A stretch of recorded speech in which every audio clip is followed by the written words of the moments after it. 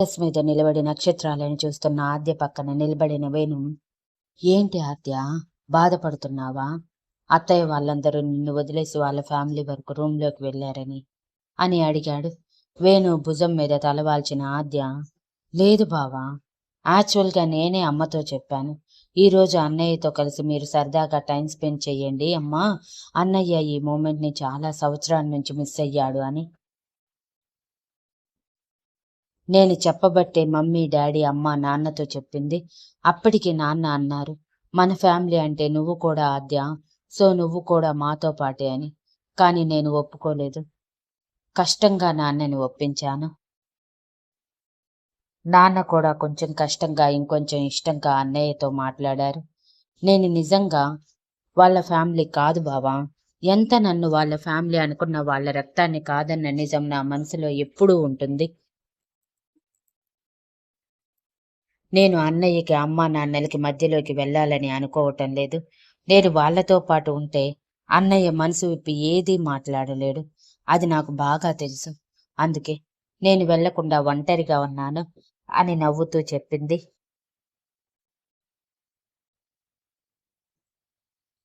నువ్వు చిన్నపిల్లవనుకున్న ప్రతిసారి లేదు, నేను మెచ్యూర్గా ఆలోచిస్తాను అని నిరూపిస్తావురా. నా బంగారం నువ్వు అని తన తల మీద ముద్దు పెట్టి అక్కడే కింద కూర్చొని ఆద్యని తన ఒడిలో కూర్చోబెట్టుకొని మాటలు చెప్తూ, మాటల్లో మాటగా చదువైపోగానే పెళ్లి చేసుకుందామంటే అమ్మా నాన్న ఏది చెప్తే అదే చేస్తాను బావా. సో నువ్వు ముందు అమ్మా నాన్నని ఒప్పించుకో అని ఇన్నోసెంట్గా మొహం పెట్టి నవ్వించి కవ్వించింది వేణిని. బుంగమూతి పెట్టుకున్న వేణు, అప్పుడే నువ్వు మీ నాన్న పార్టీ అయిపోయావు కదా అని అంటే, అవును మరి, అంతే కదా అని కిలకిలా నవ్వుతూ చెప్పింది ఆద్య. ఐఎమ్ సో హ్యాపీ ఆద్య. ఈ నవ్వు నీ పెదాల మీద ఎప్పుడు ఉండేలా నేను చూసుకుంటాను అని తన నుదిటితో ఆద్య నుదిటికి డాష్ ఇచ్చి అలానే మాటలు చెప్తూ చెప్తూ అక్కడే నిద్రపోయారు. ఆద్య వేణు ఒడిలో పడుకుంటే వేణు గోడకి తల ఆనించి ఒక చెయ్యి ఆద్య చుట్టూ వేసి మరో చేతిని తన భుజం మీద వేసి తడుతూ అలానే నిద్రపోయాడు.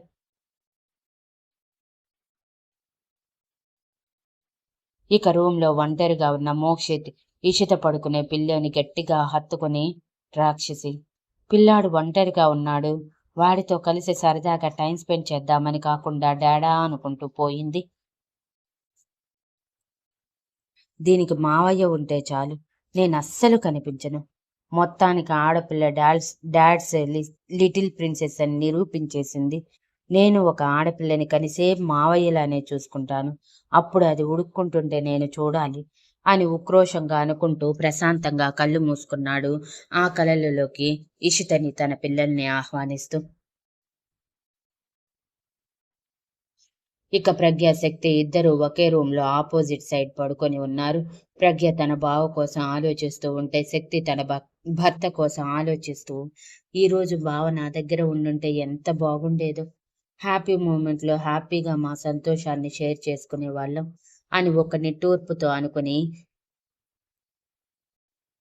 అయినా కూడా ఇప్పటికైనా బావ మావయ్య వాళ్ళతో కలిసి సరదాగా ఉన్నాడు, అది చాలే, నాకు బావ సంతోషమే కదా ముఖ్యం అనుకుంటూ కళ్ళు మూసుకొని రుద్ర ఊహల్లో విహరిస్తూ ఉంది.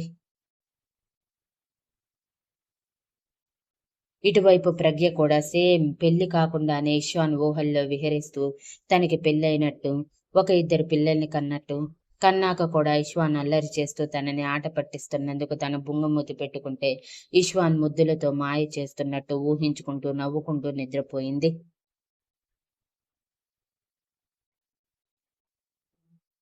ఇక ఇషిక అడిగిన ప్రశ్నకి ఇషిత నవ్వుతూ, అందులో ప్రత్యేకంగా చెప్పాల్సింది ఏముంది మమ్మీ? ప్రేమ దేనినైనా ఈజీగా క్షమిస్తుంది. మరి నన్ను ప్రేమించే వాడిని క్షమించదా చెప్పు?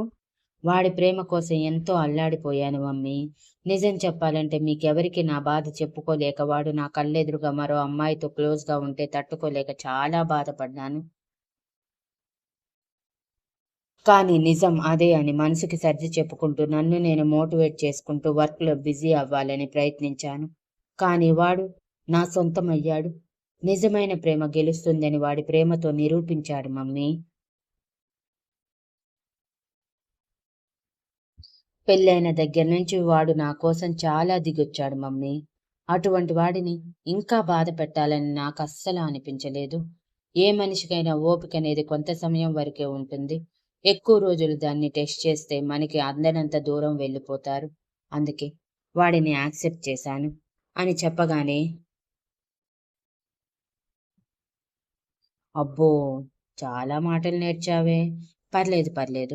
ఇప్పటి నుంచి కొంచెం వంట పని, ఇంటి పని ఇలాంటివి నేర్చుకోమ్మా. అత్తారింటికి పోయి సోఫాలలో కూర్చొని అత్తమ్మ కాఫీ అంటే అట్ల కాడ తిరిగేస్తారు అని వెటకారంగా చెప్పి, నా బన్ను బంగారం. తల్లి మాట విని ఎంత ఒద్దిగ్గా ఉంటాడో. అసలు ఈ అమ్మ మాట జవదాటడు అని ఇవాన్ పక్కన ఉన్న ఇష్వాన్‌కి మెటికలు విరిచింది ఇషిక. అవునవును అని ఇషిత, ఇవాన్, రుద్ర ఒకే సింక్లో వెటకారంగా అన్నారు.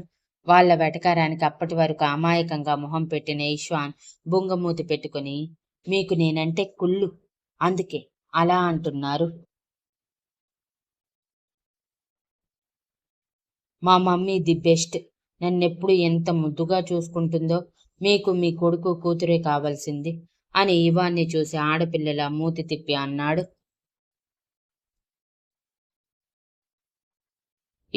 ఇవాన్ ఇష్వాన్‌కి ఒక చూపు విసిరి చెవిలో గుసగుసగా, ఏరా, నువ్వు అర్ధరాత్రి గోడలు దూకి నా మేనకోడలి రూంలోకి వెళ్తున్న విషయం మీ అమ్మతో చెప్పనా? అప్పుడుంటుంది నా బంగారం బుద్ధిమంతుడు అని అనగానే ఇష్వాన్ కొంచెం భయపడుతూ, బాబోయ్! అంత పని చేయకండి డాడీ. మమ్మీ కోపం గురించి తెలుసు కదా, ఉతికి కారేస్తుంది నన్ను అని భయపడుతూ అన్నాడు. ఆ మాత్రం భయం మెయింటైన్ చెయ్యరా, లేదంటే తోలు తీయిస్తా అని పెదవి మడిచి చిరుకోపంగా చెప్పి, అయినా ఇషు, ఏంటి నీ ఇంటర్వ్యూలు? మనం సరదాగా మాట్లాడుకోవాలని ఇక్కడ గ్యాదర్ అయ్యాము, నీ ఇంటర్వ్యూ కోసం కాదు అని అంటే, ఇషిక ఇవాన్‌కి కొంచెం దగ్గరగానే ఉండటంతో చిరుకోపంతో కళ్ళతోనే మీ సంగతి తర్వాత చెప్తాను అన్నట్టు చూసి ఇక మాటల్లో పడిపోయింది.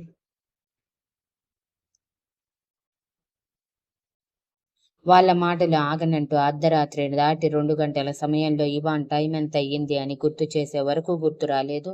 చాలా లేట్ అయిపోయిందని ఇక మాటలు ఆపి ఒకరి మీద ఒకరు చేతులు వేసుకొని నిండైన ప్రశాంతతతో కళ్ళు మూసుకున్నారు.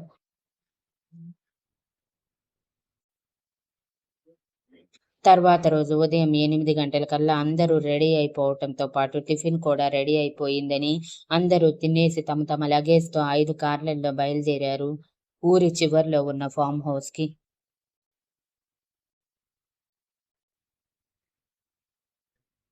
ఆ ఫామ్ హౌస్‌ని ఇవాన్ తన మ్యారేజ్ డే కోసం ఇషికకి గిఫ్ట్ చేశాడు.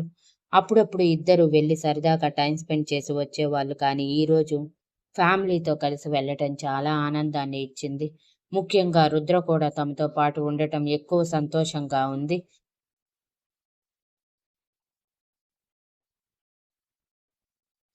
ఆల్మోస్ట్ 3 గంటల తర్వాత ఫామ్ హౌస్‌కి చేరుకున్న ఇవాన్ వాళ్ళు ఆల్రెడీ వాచ్‌మెన్‌తో చెప్పి వాచ్‌మెన్ భార్య ద్వారా ఫామ్ హౌస్ మొత్తం క్లీన్ చేయించడంతో అంతా నీట్‌గా ఉంది.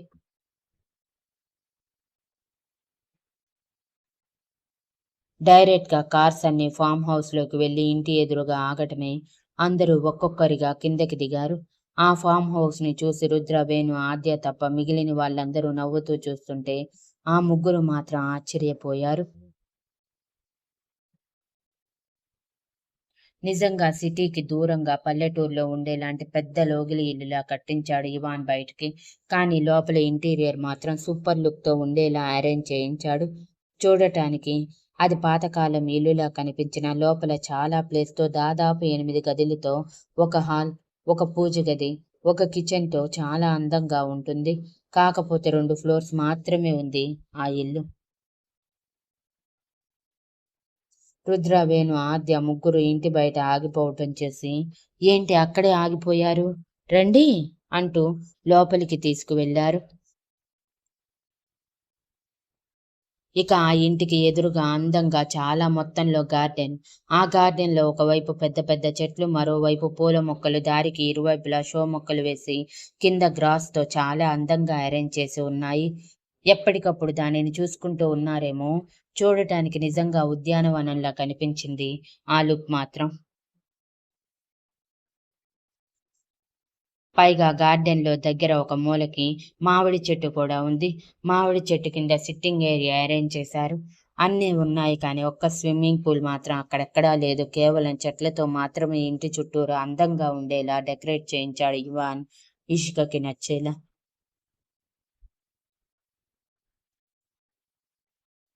ఇక డోర్ తీసి లోపలికి అడుగుపెట్టిన రుద్ర ఇల్లు మొత్తాన్ని ఆశ్చర్యంగా చూస్తూ ఉన్నాడు.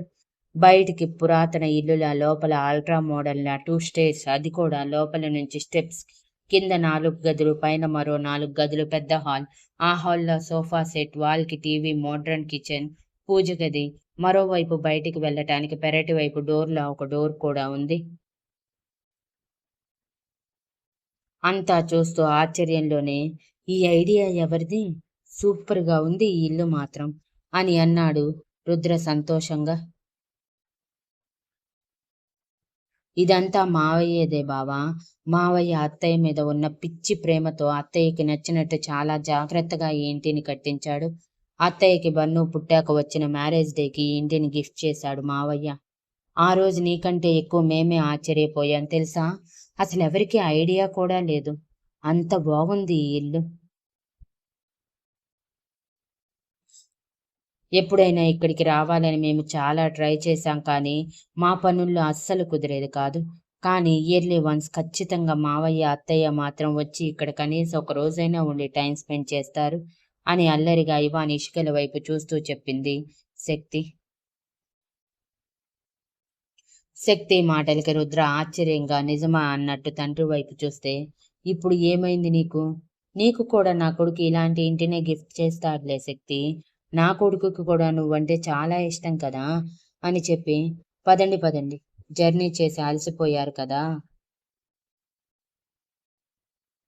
ఫేస్ వాష్ చేసుకొని లంచ్‌లో పడ్డామంటే టైం ఇట్టే గడిచిపోతుంది. లేదంటే మధ్యాహ్నం పూట పస్తులు ఉండటమే" అని హడావిడి చేసి టాపిక్ డైవర్ట్ చేశాడు. మళ్ళీ ఇషికని వాళ్ళ అల్లరితో ఏడిపిస్తారేమోనని. ఇవాన్ మాటలకి అందరూ నవ్వుతూ ఎవరికి కేటాయించిన రూమ్‌కి వాళ్ళు వెళ్లారు.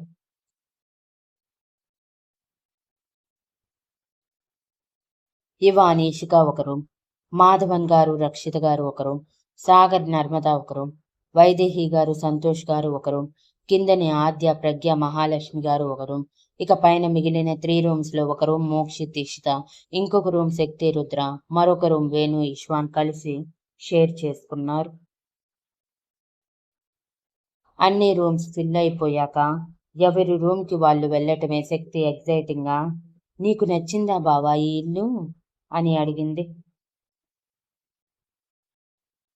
ఆ రూమ్‌కి అటాచ్‌గా బాల్కనీలు కూడా ఉండటంతో బాల్కనీలోకి నడుస్తున్న రుద్ర, "చాలా చాలా నచ్చింది శక్తి.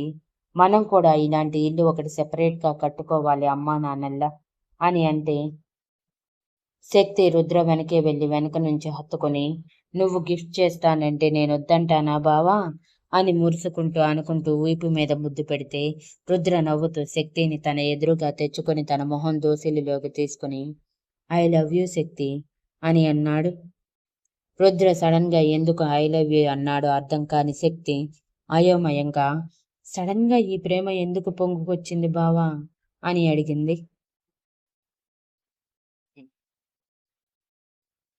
"నువ్వు కానీ నా లైఫ్‌లోకి రాకపోయుంటే ఈ సంతోషం మొత్తం నేను చాలా మిస్ అయ్యేవాడిని.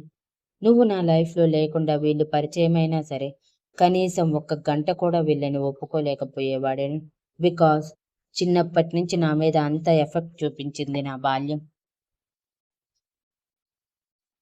అందుకే అమ్మా, నాన్న అంటేనే అసహ్యించుకునే స్టేజ్‌కి వెళ్ళిపోయాను. బట్ కేవలం నువ్వు ఇక్కడ ఉండావన్న ఒకే ఒక్క కారణంతో నిన్ను వదులుకోలేక నీకోసం మాత్రమే ఇక్కడికి వచ్చి నిజ నిజాలు తెలుసుకొని, నా తల్లిదండ్రులు నన్నెంత ఇష్టపడుతున్నారో తెలుసుకొని వాళ్ళని యాక్సెప్ట్ చేశాను. దీనంతటికి కారణం నువ్వే శక్తి"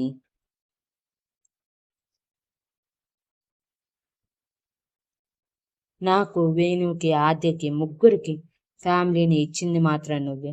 I love you. I love you so much అంటూ ప్రేమగా తన తల మీద ముద్దు పెట్టాడు రుద్ర.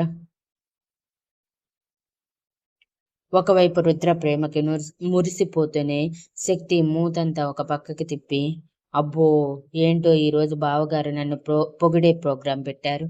నన్ను ఐస్ చేసి ఏం చెయ్యాలని మీ ఆలోచన అని అల్లరిగా కళ్ళు ఎగరేస్తే తన ముక్కు పట్టుకొని లాగిన రుద్ర ఈ అల్లరి పిల్లని ఎత్తుకుపోవాలని అని అంతే అల్లరిగా అన్నాడు.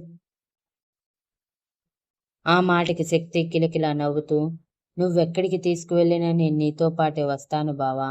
అది నరకమైనా సరే ఆనందంగా వస్తాను అని అంటే రుద్ర తన నోటి మీద చేతిని పెట్టి, నిన్ను నరకంలోకి తీసుకువెళ్ళేంత పెద్ద మనసు నాకు లేదులే. ఒకవేళ నిన్ను తీసుకువెళ్తే అక్కడ నూనెలో వేయించుతారంట కదా, నీ శిక్ష బదులు నాకు వేయిస్తారు. అంత బంపర్ ఆఫర్ నాకు వద్దులే తల్లి అని నవ్వుతూ అనటంతో శక్తి కూడా నవ్వేసి, లవ్ యూ టూ బావా అని రుద్రని హత్తుకుంది. కొన్ని క్షణాలు అలానే వారి ప్రేమలో కరిగిపోయాక శక్తి రుద్ర నుంచి దూరం జరిగి, ఫ్రెష్ అవుదాం బావా, మావయ్య చెప్పాడు కదా త్వరగా లంచ్ కూడా చెయ్యాలి, ఆకలిగా ఉంది అని బొజ్జ తడుముకోవటంతో, సరే వెళ్ళి ఫ్రెష్ అవ్వు అని అన్నాడు రుద్ర శక్తిని వదిలేసి. బావా అని శక్తి గారంగా పిలుస్తుంటే రుద్ర కళ్ళు చిన్నవి చేసి, నీ మాట చూస్తుంటే నాకేదో తేడా కొడుతుంది, ఏంటి విషయం అని కళ్ళెగరేయటంతో శక్తి ముద్దుగా మొహం పెట్టి, నీకు వంట వచ్చంట కదా బావా, మరి నా కోసం చేయవా అని అడిగింది. ఏంటి అంటూ రుద్ర షాక్ అయితే, అవును బావా, మావయ్య కూడా అత్తయ్య కోసం అప్పుడప్పుడు వంట చేస్తాడు తెలుసా. బన్నుకి తప్ప ఆ ఇంట్లో అందరికీ వంటొచ్చు. ఆఖరికి తాతయ్య కూడా చేస్తారు. ఇక డాడీ విషయం చెప్పనవసరం లేదు. అప్పుడప్పుడు డాడీనే మాకు వండి పెడతాడు కూడా. మరి నువ్వెందుకు నా కోసం చేయకూడదు అని రుద్ర షర్ట్ బటన్ తీస్తూ పెడుతూ గారంగా అడిగింది శక్తి. శక్తి గారానికి రుద్రకి ఒక పక్క నవ్వొస్తుంటే మరో పక్క చిరుకోపంతో, ఇంతమందిలో నీ కోసం ఎలా వంట చేస్తాను శక్తి, ఒక్కసారైనా ఆలోచించు, అందరూ మన గురించి ఏమనుకుంటారు అని అంటే, వాళ్ళందరి గురించి మనకెందుకు బావా, నాకు కేవలం నువ్వు ప్రేమతో చేసే ఓన్లీ వన్ ఐటెం కావాలి, ప్లీజ్ ప్లీజ్ చెయ్యవా, మా మంచి బావవి కదా అని గడ్డం పట్టుకొని బ్రతిమలాడుతూ, అయినా నిన్ననే నన్ను నీ భార్యగా అందరికీ ఇంట్రడ్యూస్ చేశావు బావా, మరి ఈ శుభ సందర్భంలో నోరు తీపి చేసుకోవద్దు, ఆ తీపేదో నువ్వే చేశావంటే అని అంటూ ఉండగానే రుద్రశక్తి పెదవులు అందుకున్నాడు. ఆ సడన్ ముద్దుకి శక్తి కళ్ళు పెద్దవి చేసి బిగుసుకుపోయింది. తను బిగుసుకుపోయి తిరిగి తేరుకునే లోపే పెదవులు వదిలిన రుద్ర, ఈ స్వీట్ చాలా ఇంకా కావాలా అని అల్లరిగా ఐబ్రోస్ ఎగరేస్తూ అడిగాడు. బావా అంటూ శక్తి రుద్ర గుండెల మీద గుద్ది, రోజు రోజుకి నువ్వు మరీ అల్లరోడు అయిపోతున్నావు, ముందు నా కోసం స్వీట్ చేస్తావా లేదా చెప్పు అని అడిగితే, సరే సరే చేస్తాలే అని రుద్ర నవ్వుతూ అనటమే, నాకు తెలుసు బావా నువ్వు నా మాట వింటావని, ఎంతైనా నువ్వు బావవి కదా అని రుద్ర బుగ్గ మీద ముద్దు పెట్టి ఎగురుకుంటూ ఫ్రెష్ అవటానికి వెళ్ళిపోయింది. శక్తిలో ఇంకా పోని పసితనం చూస్తున్న రుద్ర నవ్వుకుంటూ, నువ్వు ప్యూర్ సోల్ శక్తి, అందుకే ఏమో నా బండలాంటి మనసుని కూడా ఈజీగా కరిగించేశావు అని అనుకున్నాడు. శక్తి ఫ్రెష్ అయ్యి చీర కట్టుకుందామని చీర చేతిలోకి తీసుకోగానే క్షణంలో తన ముందు ప్రత్యక్షమైన రుద్ర శక్తి చేతిలో చీర లాక్కొని, నేను కట్టనా అని కళ్ళు ఎగరేస్తే శక్తి సిగ్గుతో మొహం ఎర్రని టమాటాలా మార్చి, వద్దులే బావా నువ్వు ఫ్రెష్ అవ్వుపో అని అంది. సిగ్గు, ఈ సిగ్గంతా కాశ్మీర్లో ఎక్కడికి వెళ్ళిందో, అక్కడైతే వద్దు తల్లో అన్నా కూడా నా చేత చీర కట్టించుకున్నావు అని మాట్లాడుతూనే చీర చివరని శక్తి నడుములో దోపాడు రుద్ర. దెబ్బకి శక్తి కళ్ళు పెద్దవి చేసి కర్రలా నీలిక్కుపోవడం చూసి నవ్వుకుంటూ, మరీ అంతలా నీలిక్కుపోకు అంటూ తన చుట్టూ ఒక రౌండ్ తిరిగి పుచ్చులు పోయటానికి చీర తీసుకోగానే శక్తి గబగబా చీరని లాక్కొని తడబడుతూ, ఇప్పుడు నువ్వు చీర కడితే మనం బయటికి వెళ్ళేసరికి చాలా లేట్ అవుతుంది బావా, ప్లీజ్ ప్లీజ్ ఈ ఒక్కసారికి వదిలే అని బ్రతిమలాడింది. రుద్ర అల్లరిగా చూస్తూ కుదరదు అని తల అడ్డంగా ఊపి, యూ డోంట్ వరీ శక్తి, నేను నీ ముందు ఎంత నిగ్రహంగా ఉంటానో నీకు తెలుసు కదా అని అంటూనే శక్తి చేతిలో చీర లాక్కుంటే శక్తి ఏడుపు మొహం పెట్టి, కానీ నేనుండలేను అని తనలో తానే గొనుక్కుంది. ఆ మాట వినిపించిన రుద్ర నవ్వుకుంటూ, ఏమైంది శక్తి, అలా ఉన్నావు, ఏమైనా చెప్పాలా నాతో అని కళ్ళు ఎగరేస్తూ ఉంటే శక్తి గుటకలు మింగుతూ రుద్ర షర్ట్ కాలర్ పట్టుకుని, నువ్వు ఇలా చేస్తుంటే నాకు నాకు ఆ రోజులు గుర్తొస్తున్నాయి బావా, ఆ రోజు కూడా ఇలా చీర కడుతూనే అని చెప్పటానికి సిగ్గు ముంచుకొస్తుంటే మొహం దోసిలిలో దాచేసింది శక్తి. రుద్ర కుచ్చిళ్ళు పోయటం అయిపోవటంతో ఆ కుచ్చిళ్ళని నడుములో దోపి, చెప్పు, ఆగిపోయావే అని అడిగాడు. ఎలా చెప్పను, నువ్వు అసలు నన్ను మాట్లాడనిస్తుంటే కదా అని బయటికి అన్నాను అనుకుంది, కానీ మనసులోనే అనుకుంది. బికాస్ బయటికి మాట కూడా రాలేనంతగా మారిపోయింది రుద్ర చేతి వేళ్ళ అల్లరి వలన శక్తి పరిస్థితి. అది అర్థం చేసుకున్న రుద్ర తనే బయట కూడా సెట్ చేశాక నవ్వుకుంటూ, ఇలా బిగుసుకుపోతుంటే ఇంకా నచ్చేస్తున్నావు శక్తి, నువ్వింకా ఇలానే ఉంటే మాత్రం నువ్వన్నట్టు నిజంగా బయటికి వెళ్ళనివ్వను అని తన బుగ్గ మీద చిటిక వేసి శక్తి తుడుచుకున్న టవల్ తీసుకుని వెళ్ళిపోయాడు వాష్రూంలోకి. Thank you for listening.